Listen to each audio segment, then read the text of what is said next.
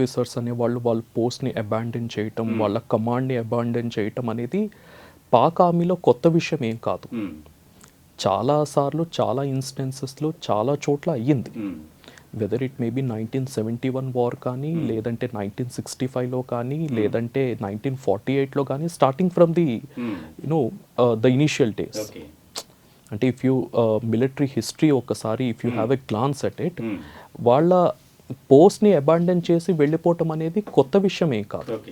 కానీ ఈ సంఖ్యలో, ఇంత పెద్ద సంఖ్యలో వెళ్ళిపోతున్నారా లేదా అనేది ఒక కాంక్రీట్ గ్రౌండ్ రిపోర్ట్ వస్తేనే కానీ మనం నమ్మలేమండి.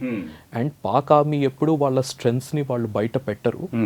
మేబీ మీరు చెప్తున్నట్టుగా అదేమన్నా ఒక సైఆప్స్ అంటే ఒక పర్సెప్షన్ని మార్చే ప్రయత్నం ఉండొచ్చు, అంతేగాని కాంక్రీట్ ఎవిడెన్స్. అంటే సోషల్ మీడియాలో అనడానికి మాకు కూడా ఒక లెటర్ తీసుకున్నాం, మేము కూడా సోషల్ మీడియాలో వస్తుంది. ఇండియన్ ఆర్మీ చాలా బలంగా ఉంది, భయమేస్తుంది, కుదిరితే పారిపోవాలని ఉంది. భారత సైన్యం వేగంగా మన దేశం వైపు వస్తుంది, ఇండియన్ ఆర్మీ చాలా బలంగా ఉంది, వాళ్ళ ముందు మనం నిలవలేం. పాక్ లెఫ్టినెంట్ జనరల్ నౌమాన్ జకారియా తనపై అధికారులకు రాసిన సీక్రెట్ లెటర్ సోషల్ మీడియాలో లీక్.